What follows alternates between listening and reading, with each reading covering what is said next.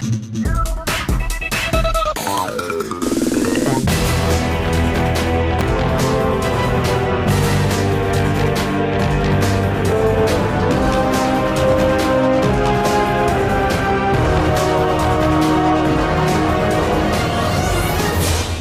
up YouTube, Dal here from Zephyr War Games, and today I am bringing you my undefeated Brave Mekk Knight profile. So before we get started, a massive shout out to Kyron who helped put this deck together. I've made a couple of tweaks depending on personal player preference and kind of went from there.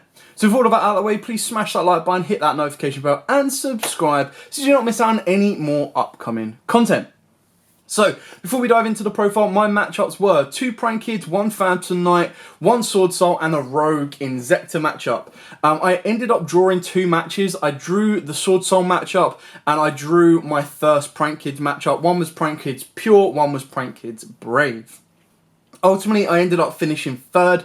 Above me was a 4-1 and an XO. So, it was a very, very good deck. It has that kind of ability of power plays going second, but with a balance of going first, so that should you face someone that is going to want to go second, you can play cards that really, really cause them an issue, and I'll show you them as we go through the profile. So we'll start off with the Mekk Knight / World Legacy cards. We are playing triple purple, so this is your starter for the purple for the Mekk Knights in a sense. Because we are playing Brave, we are not playing the Yugioh play, and I'll explain that as we go through it. But the way I kind of saw it was, you can replace your Yugioh normal summon with better cards and better options that really, really do a lot for the deck. 2 blue with 2 indigo and the 1 red. This comes down to personal preference, to be totally honest.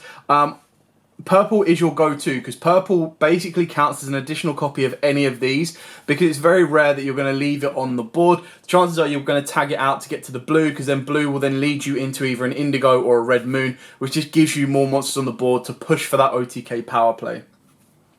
The 1 World Legacy World Crown. Now the reason this is important is if I am unable to win the turn, then what you want to do is you want to try and either set up your World Legacy World Crown, or you want to be able to get through into the trap card. And by doing so, you make Lib, and Lib will then non-target send a card to the graveyard, which is very good against the DPE.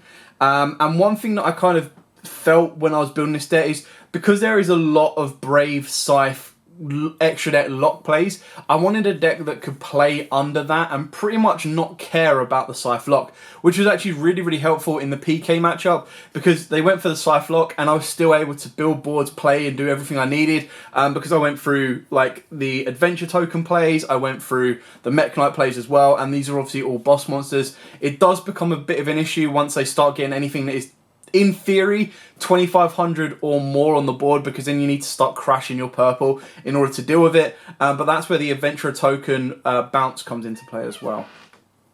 For the last 2 World Legacy cards is the World Legacy Secrets. Now, this card actually serves so many purposes in the deck, it's crazy. So, why is this so important? Well, when it is activated, you get to target a level 5 or higher monster in the graveyard and special summon it.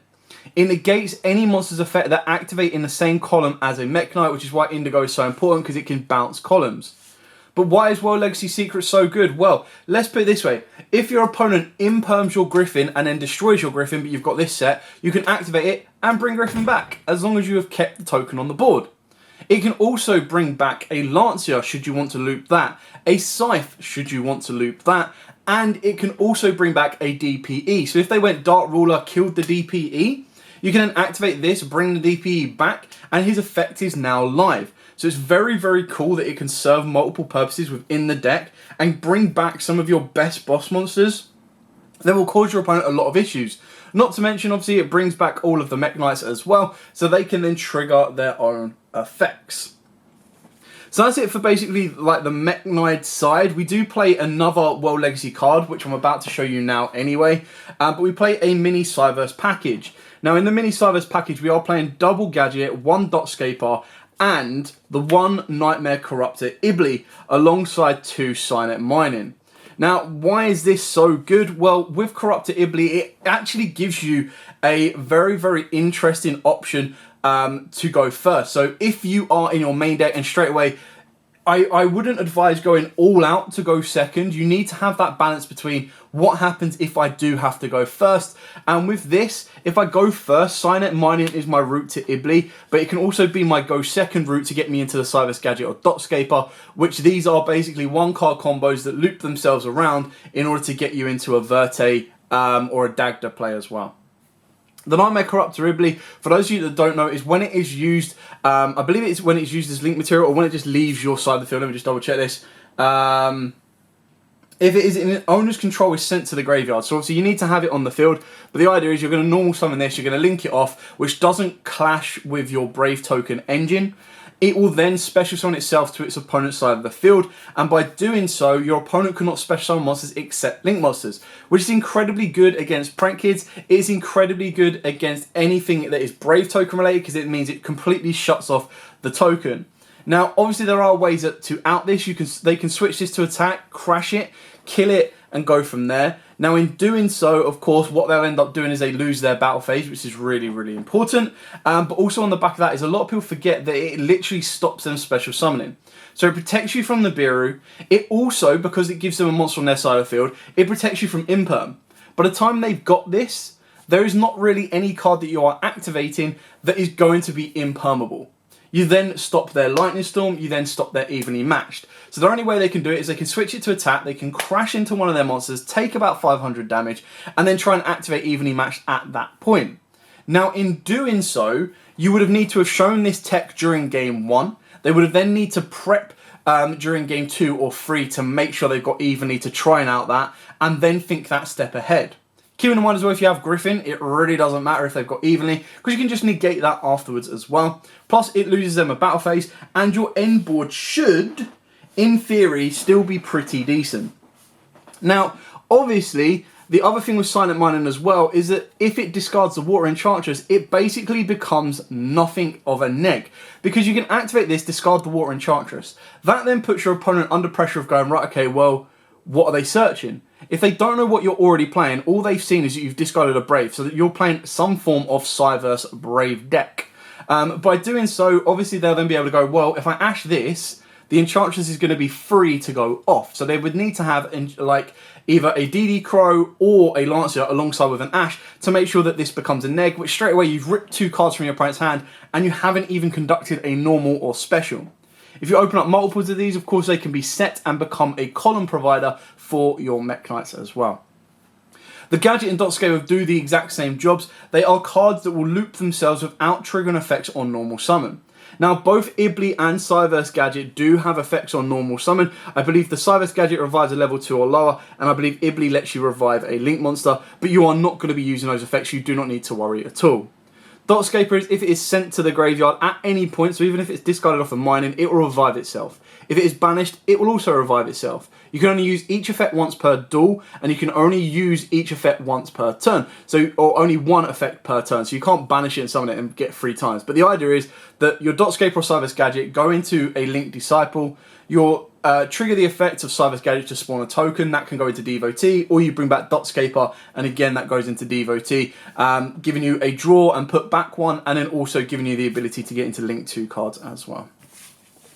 The next kind of match or lineup, I suppose, is of course the Brave package. Now, at the end of the day, when I've got access to this engine, I am going to play it in pretty much everything I can get away with, because it just adds so much. Like, this engine itself can do so much on its own. It's crazy good. And then when you combo it off with decks that really don't care about their normal summon, it is just insane at what it is. I've already told you that the additional bonus you get off of War Enchantress, like if you're discarding it off of Adventure, if you're discarding it off of Silent Mining, it does give you that little bit of a free discard alongside with the equip spell as well. And if you are trying to compete at the highest level and have access to this, it is definitely worth playing. If you don't have access to this, absolutely fine. I would then advise going more for a pure Mekk Knight build. And in doing so, what you then do is you add in the Mekk Knight memories or World Legacy memories. You can then add in your Gearsus because you're not clashing with your normal summon being turned off after activating right. And then that does unlock more abilities for you as well. Then, of course, we do have the DPS engine. I mean, again, these are just staple engines that if you've got them and you want to compete, you have to play them. In my opinion, that is what it is. If you don't have access to this, you can play the Dragoon, because 9 times out of 10, you're going to be resolving this off of the back of Verte. You could put in other fusion engines as well if you wanted to. You could arguably as well put in a small Dogmatica package, because the way I see it is Fusion Destiny is the last card you're going to activate in your turn. Alongside Verte Anaconda is the last monster effect to special summon you're going to activate. So ultimately, if you take these out, you take out Verte, you don't need to worry. And then that's where you'd probably go, okay, cool, 2 Nadir Servant, 1 Schism, and 1 Ecclesia. So that then gives you a more control aspect as well, and that will either give you the ability to go first a bit more consistently. The only issue is you do need to get a Dark in the grave, which can be a little bit tricky, so you will need to play Maximus. The one Scythe, like I said, you can loop this, you can get to this as easy as you want, and it is just an out-and-out game winner. There is a way of protecting this as well, because of the trap card. It's one of them ones where if you activate DPE and pop this, and then bring it back and they like Imperm or Chalice it or anything like that, as soon as they kill this, you can then bring it back. Now the chances are they're probably going to go through their extra deck before you get to that point, but there are ways of trying to trigger this to get it to the graveyard, and then bring it back once or twice as well. And then moving on to consistency cards. So I've done this profile a little bit differently. Rather than monster spells and traps, I thought I'd do it in each section and what that section provides to the deck to give you as much detail as possible. So consistency cards and board breakers, in a sense, you've got 2 droplets and triple prosperity. Arguably, if you are not confident that you think this deck can OTK consistently, which it can do, you can cut these cards out completely. I know someone that is looking at putting an Extrav in. To be honest, I don't think you even need this card at all. This is a 42 card deck, so cutting this will give me more space for hand traps. If you don't have droplets, Dark Ruler No More works just as well, because the idea behind this deck is you're going to go, right, okay, I'm going to go second, which is this chunk of cards here, and I'll explain them in a minute. I'm going to go second no matter what. I'm going to clear the board off. I'm then going to build a board that my opponent is going to struggle to regain their resources from the graveyard that would already be there, and then try and extend with what they have in their hand. Then the pure go second cards. Now what I mean by this is these are a stack of 2, 4, 6 cards that are absolutely useless going first. So if you wanted to change this into a more control build, then yes, you could. These could easily be your Sanctums. These could be your Dogmatica package. These can be your hand traps. It is entirely up to you. But these cards suck if you open these going first, which I did a couple of times. Now, I never saw these. Lightning Storm is such a good card in this deck when you build it to go second. These can quite easily be evenly matched, but the reason I went with these was it was on the off chance that if I open up either one of these, then it nearly guarantees me game, because Duster will take out the back row, Lightning Storm takes out the front row, Red Reboot deals with a trap card that would end my turn, especially if I ended up facing against like Eldritch Control or PKs when they've got multiple back row. The Red Reboot, the idea is you're going to pay half your life points, but you're going to nearly almost guarantee that you're going to win the duel from that point on. Pranktops is an MVP on its own. The fact that it is a free summon, the fact that it can then kill a lower attack or defense monster, which at 2600 is quite a lot of monsters that will cause you issues. And then it always puts that threat on the board that if your opponent tries to trigger an effect like Blackout, if they try to trigger an effect that would target a card, you can bounce this card out to pop a card and go from there. So ultimately, for example, in a Sword Soul matchup, I special summon this. I attacked over, I was expecting my opponent to activate the cheesing to try and banish it, but ultimately I attacked over the Herald of Arclight and then used Pranktops to try and pop another card. And because it tributes its cost as well, it can dodge certain stuff like Imperms, and it can also dodge Chi-Zhaos as well. And that's it for the main deck. So very straightforward. Like I said, these cards are the pure go second, and the reason this is important is because I'm going to show you the side deck before I show you the extra deck. So for this side deck, this is customizable depending on what your local environment is. But I went with Triple Token Collector purely because I knew there would be Braves floating around, there's Prank Kids floating around, and then of course there are also Sword Soul floating around. So against Sword Soul, unless they are experienced at playing around this card or know how to deal with this card, is almost an auto win. So straight away, from those 6 go second cards, these are 3 spots that can easily go in. Unless you're knowing that you're going to be going second as well, that's when you start adapting it. It's like, okay, well, I don't need Lightning Storms and Dusters. If I've got Token Collectors, I might be better off with putting in Cosmic Cyclones over the Lightning Storms. For the pure fact, especially in the Prank Kids matchup, that it's like, right, well, a Cosmic Cyclone during a standby phase is better than a Duster and a Lightning Storm, because then I can turn off and make sure they can't activate their Pandemonium. Then got Triple Lancers, and this is purely because there were Tri-Brigades floating around, there was PKs floating around as well.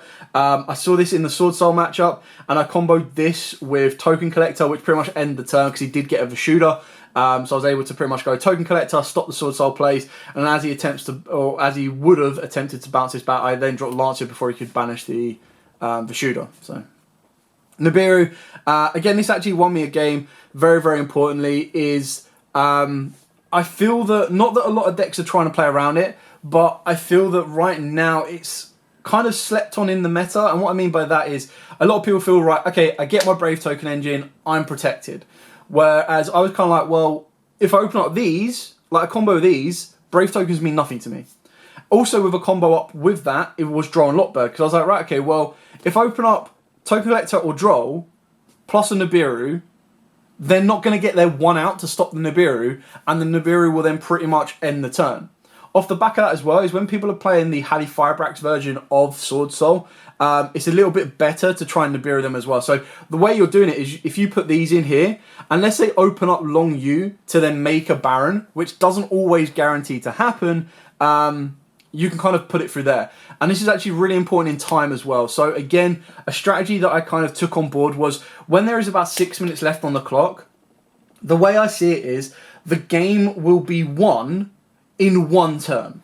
Now, obviously games can be won in one turn in later stages, but when you get to game 3 and there's 6 minutes left on the clock, it will be won in one turn. If you're up against Sword Soul, it is going to be, and they're going first, it is going to be very, very basic of, right, okay, either I need to open up Nibiru and they don't get to Baron and I stop them before they use the Long U burn, or I get to Token Collector and they can't stop it and I will then take the draw, because you can't then guarantee you're going to win that.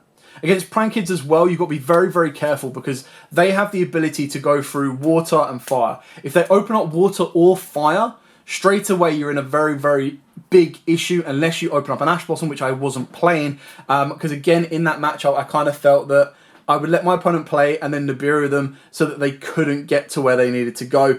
And it was like that off chance of, okay, will they open up their fires? Will they open up their waters? And then the last card, of course, is Triple Evenly Matched. I never saw it, never needed it kind of effect for the pure effect that, again, in the games that were going to time, I was like, right, this is going to be won off one turn. If I'm going second, I don't want evenly matched in there, because the way I saw it is again, if there are 6 minutes on the clock, my opponent is going to be taking at least 3 minutes to do their combos. If they do not burn me, and it is 8k, 8k, and they choose not to activate Verte because that would then put them down on life, I don't want to activate evenly matched. As much as it would crack the board and then allow me to, you know, try and burn, which this deck doesn't do, I was better off trying to bait out as many of the interruptions as possible and get one Mekk Knight on the board just to do at the very least 100's worth of damage within 3 minutes, and that would then give me game. So as long as you're able to still play, it's kind of making those judgment calls of, you know, sometimes mind game with your opponent and make them go first when they think they're going to be going second, and they'll brick on their evenly matches, their lightning storms, which aren't good going against you, because the idea would be that they're going to go, okay, cool, I've bricked a little bit, I've got 2 evenly matched, I'm just going to pass, and then you're going to go battle phase, whack, and then go from there. Again, shout out to Ryan, amazing tokens, absolutely love these. I'm pretty sure half my locals now have your tokens in one form or another, so shout out on that.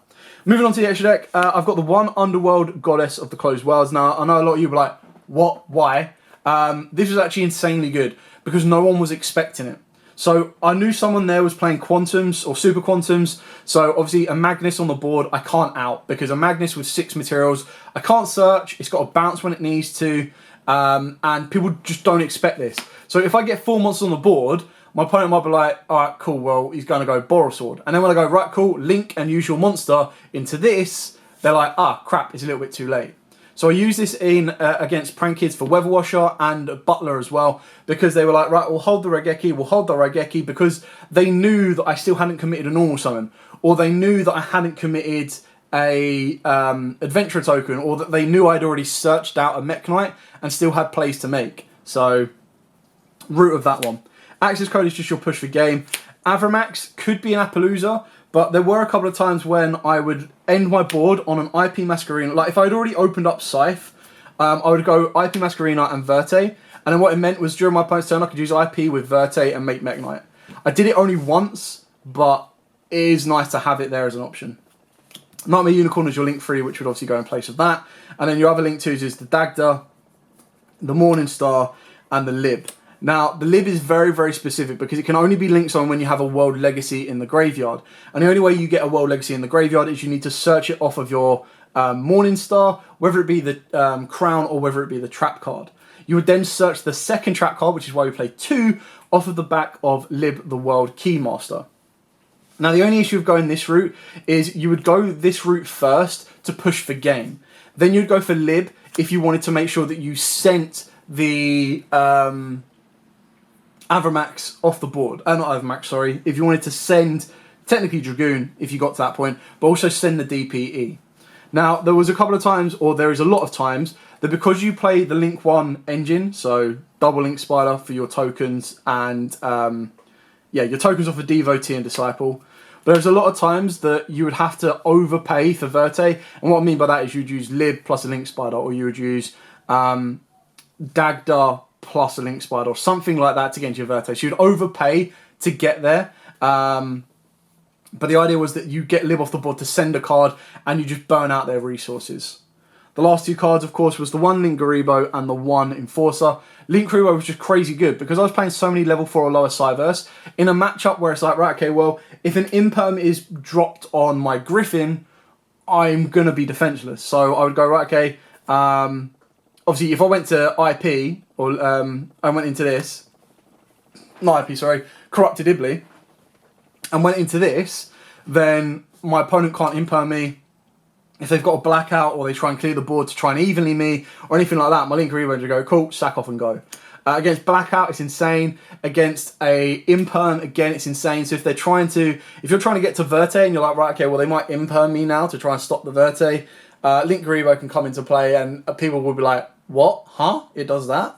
And that's really, really important. So anyway, that is it. So that was a very long profile, but I wanted to go in as much depth and detail as I possibly could to kind of give you the understanding of what I tried to do and what me and Kyron tried to do with this build as well. How it worked, the weaknesses of it. Of course, if I ended up going into time to 2 games, I mean, a couple of games were very, very grindy, or both those games were very, very grindy. Like I think the first Prank Kids one ended up being a 36-minute game 1, which was crazy. In the Sword Soul matchup, I think it was something like a 25-minute game 1, and then about a 10-minute game 2, and then the plan was that the Sword Soul player would go first, long you burn, and kind of take it from there. So it was very, very interesting. I don't think there was much more I could have done better in those draw ones. I think they were just both very, very good games. So, and to be at the end of the day, I think games like that, they're just fun. Like, it's so much better than, I'm not saying that I want to always go to time, but it was just better to have a decent back and forth game that made both players think, made both players work, rather than just going, cool, Scythe pass, game. Or, I guess I'm just going to loot DPE, yay. So, it's kind of, you have to balance it out, and that's what's so good about this deck is, under Scythe Lock, you don't care. Like, yeah, okay, your DP engine dies and it just doesn't get used. But you're like, yeah, okay, whatever, I can still use my Mekk Knights to get me to the end goal that I need to anyway. Anyway, thank you so much for watching. Don't forget to like, comment, subscribe, share. If you want to see more from this deck, then by all means, please smash that like button and let me know down in the comments below. If you get a video to 50 likes in the first 24 hours, I will bring you a test and combo video as well, just to kind of show you what the deck can do in practice and the routes of plays you can make as well. It's a little bit difficult because Mekk Knights rely on your opponent to have specific setups, but that's where you can adapt it, and I'll attempt to show you that during a test hand video as well. Anyway, as absolutely always, guys, stay safe. And of course, happy dueling.